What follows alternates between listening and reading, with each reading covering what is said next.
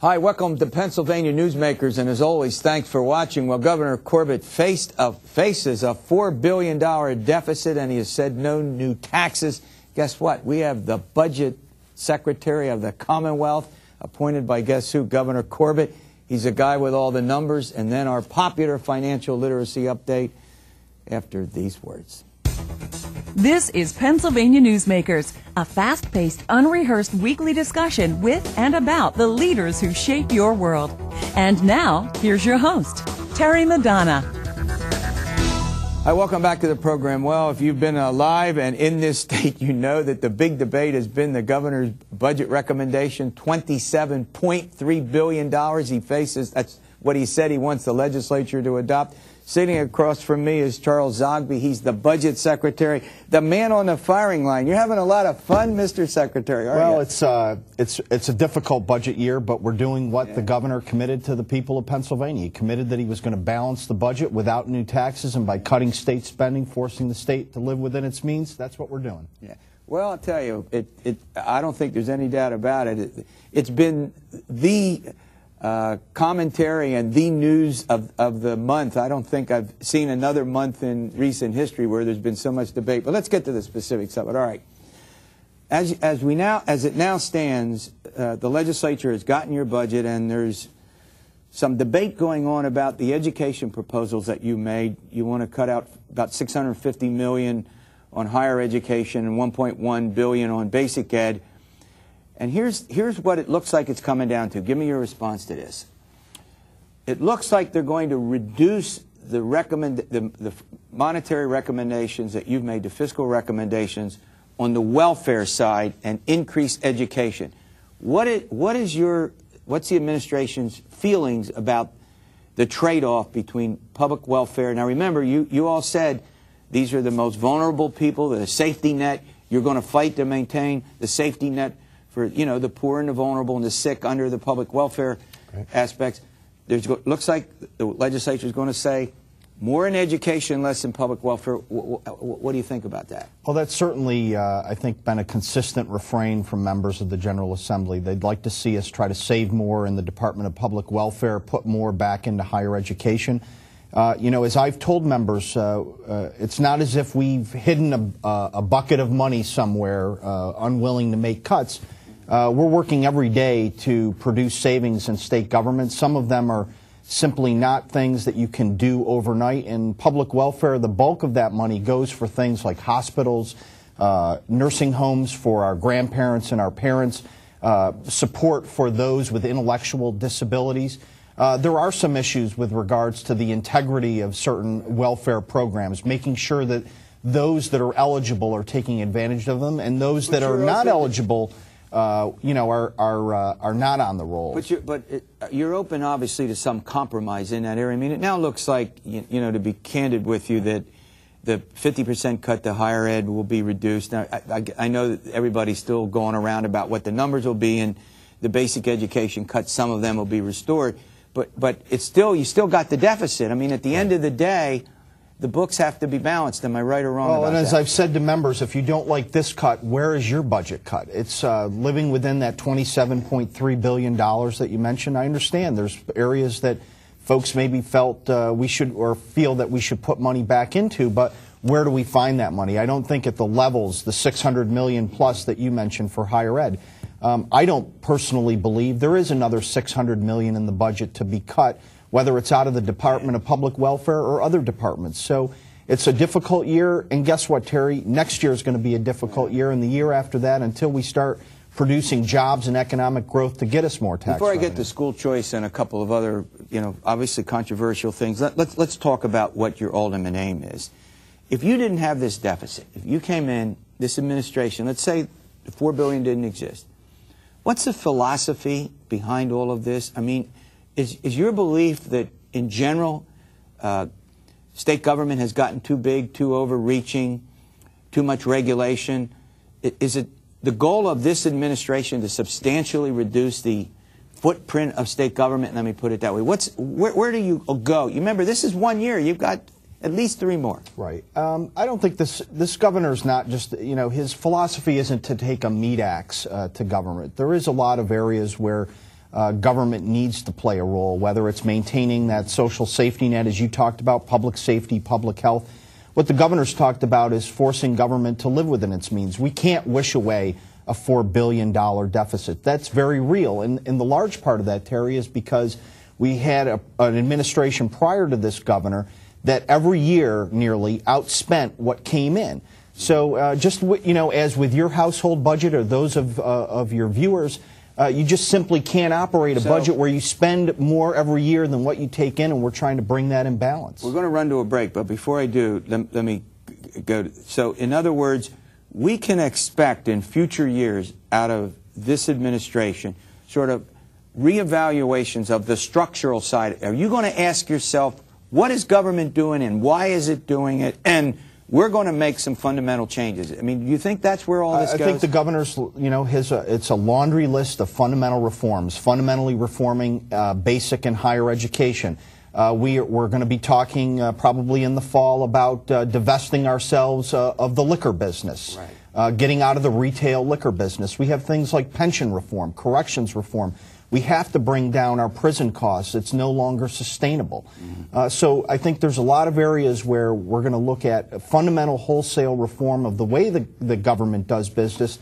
And to your point, looking at whether government needs to be in certain areas at all, like, say, the liquor business. Okay, there you have it. We'll be back.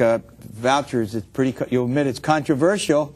We'll talk about school vouchers when we return. This broadcast of Pennsylvania Newsmakers is presented by the Pennsylvania Chamber of Business and Industry, the statewide voice of business, and by the Pennsylvania Cyber Charter School, bringing educational innovation and freedom to the children of Pennsylvania.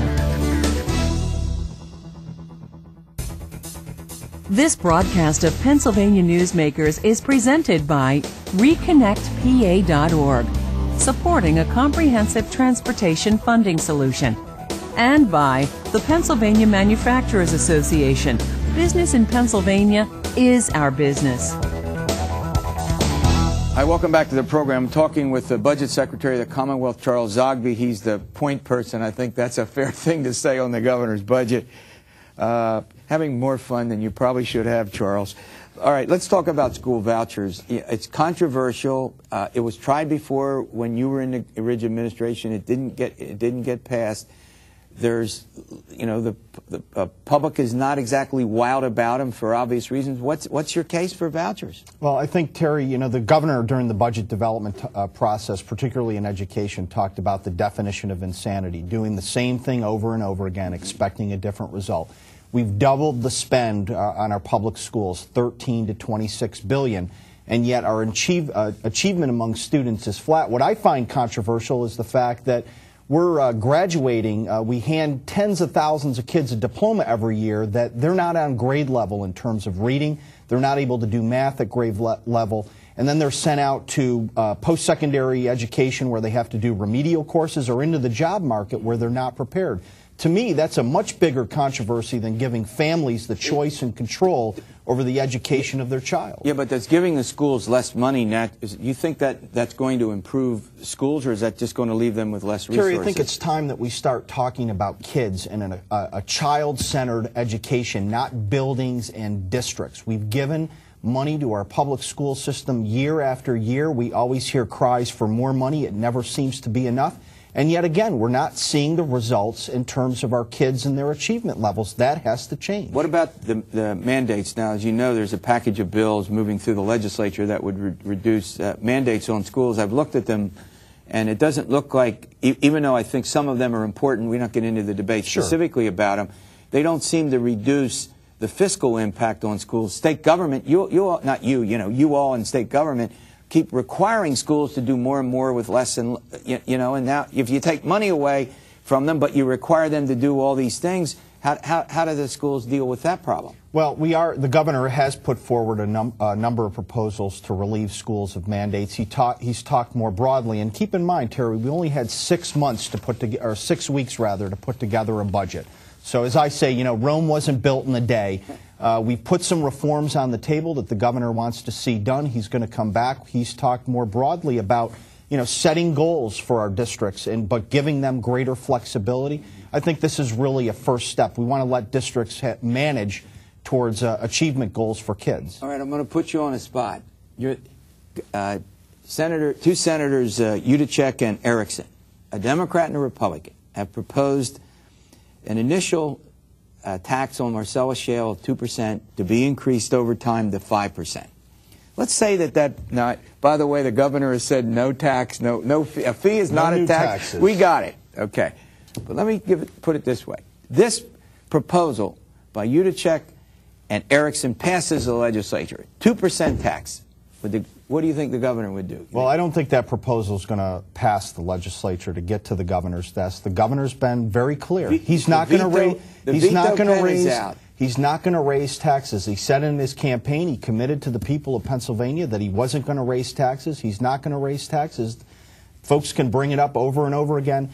You know, Marcellus Shale, what people don't know is that this industry has already produced tens of millions of dollars in new revenue to the state. $65 million this year of our Parks and Forest budget are being underwritten by Marcellus Shale activity. Tens of millions of dollars in other areas. We have counties that have 5.5% unemployment rates where they used to be at 9 and 10% because of this industry. And you do know, just put the other side out, and you've heard this before, so I'm not telling you anything new. There's still the infrastructure problem in municipalities, and if you talk to township and borough officials, they're going to argue that that's real, and it's more than the industry is putting back into the communities. There's always the potential of environmental degradation, which is a huge concern, not just to the environmental community, but water quality and other things as well. And then you have the deficit in the general fund. And, you know, proposals have been put by Republicans and Democrats to sort of get a balance of that. And go ahead.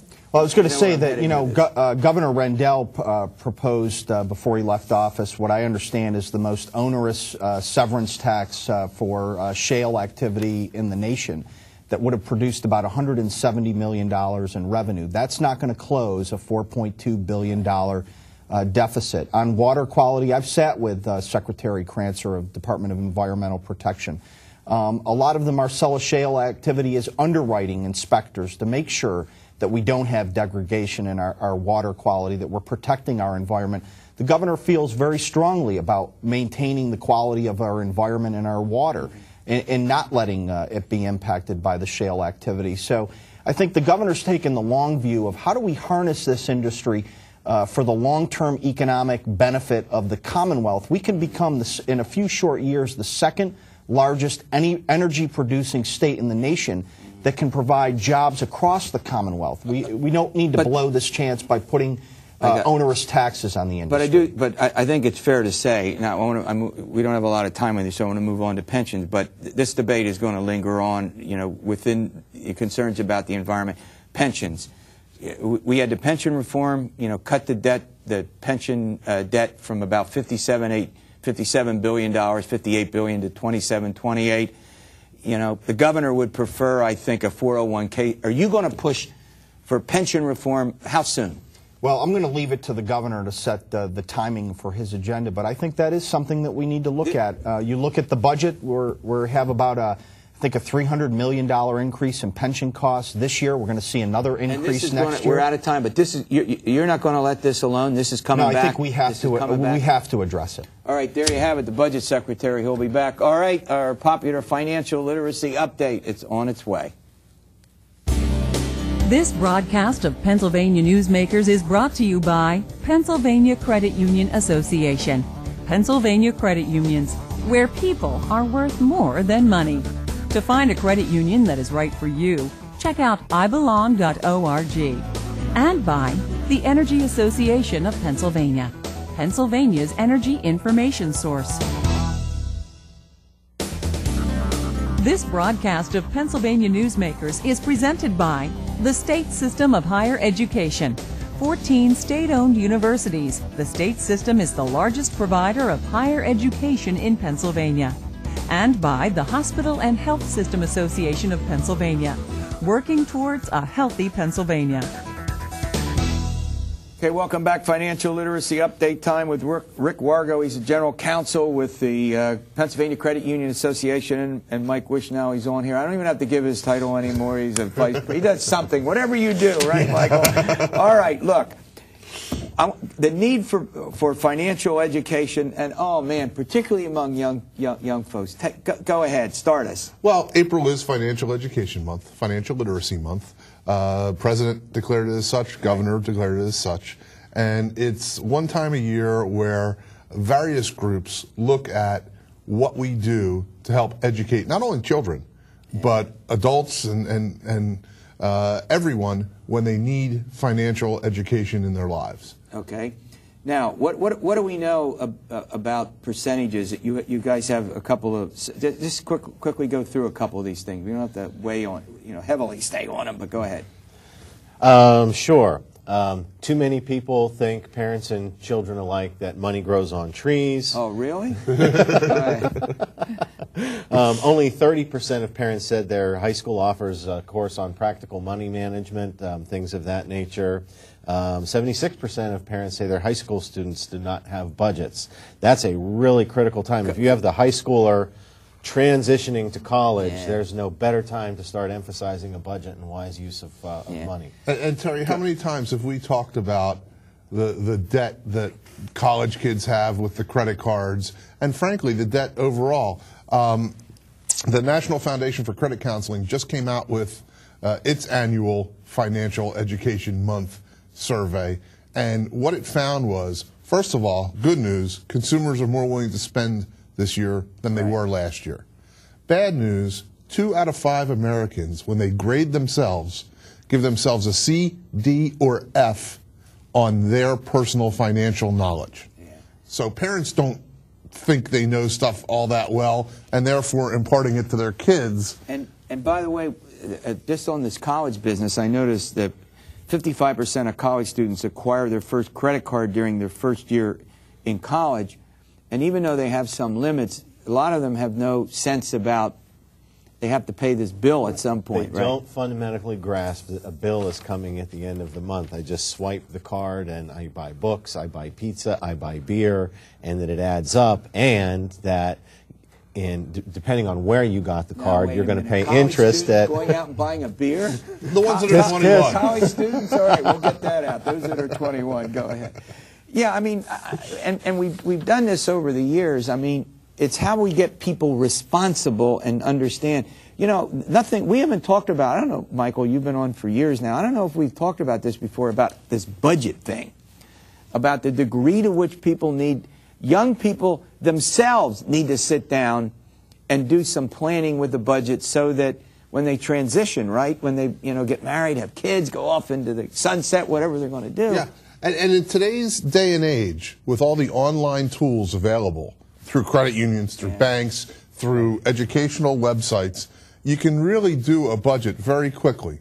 And I think when people write down what they spend, oftentimes they learn that what they're spending money on is not necessarily aligned with their personal priorities. All right, we're going to run to a break. I guess it's Financial Education Month. Do I got that right? That's correct. It's Financial Education Month out there and here as well. We'll be back. This broadcast of Pennsylvania Newsmakers is presented by Highmark Blue Shield, changing the way health plans work for business with a variety of plan options for employers and more choices for employees. Information is available at highmark.com. Have a greater hand in your company's health. And by the Pennsylvania Healthcare Association, the future of long-term care. Hey, welcome back to the program. It's Financial Education Month. We're doing our financial literacy update with our two friends from the credit union, PA Credit Union Association. All right, education is important. You all have been working with school districts trying to get a little bit more financial education into the curriculum, like something else we need to do. You probably hear that too. But what's the relevance of that? Well, sure. We have a foundation, the Pennsylvania Credit Union Foundation. It is the charitable arm of Pennsylvania's credit unions. And one of its main priorities is to promote financial education programming between credit unions and partners in the community. That could be schools, that could be community organizations, that could be employers. We're in 171 school districts. Out of 500. That's out of pretty 500, good. right. Everything from student branches to curricula. The trick with, as you said, well, one more thing to teach, it's not one more thing to teach.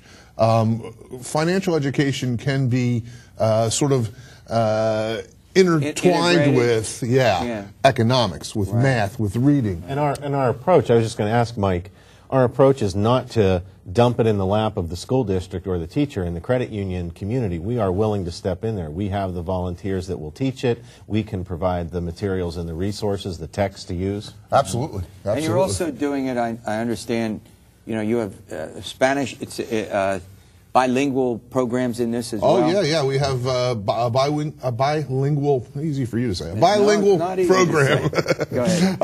in the Lancaster area, where there's a consortium of credit unions that's providing financial education in Spanish over a radio station and also in the community. There are all kinds of innovative programs. For example, we have a branch in North Philadelphia. And Rick, you're familiar with this. Right, TrueMark. Yeah, TrueMark Financial Credit Union put a branch in an area that hadn't had a bank branch in 70 years. So we have a lot of sort of serving the underserved and educating folks who traditionally aren't educated. Before I let you go, I'm going to switch gears on you. You guys, unexpected question here. How are the financial institutions doing today? We got this tough economy. Either of you, what's your sense about how we're coming out of this recession for people? 2010 was a very strong year for credit unions. Pennsylvania credit unions outpaced their peers at the national level for membership growth, asset growth. So we are doing well. There's uncertainty out there. We don't know what the Federal Reserve... Correct. We don't know what the Federal Reserve is going to do interest rate-wise in the next 6 weeks. That's scary, for lack of a better word. But we're holding our own. Hold it. Are you worried about interest rates going up? I mean, we keep hearing these fears of inflation. You watch these, you know, talk shows, Sure. cable. Go ahead. Yeah, it is a realistic concern, because as rates go up, that's going to alter consumer behavior.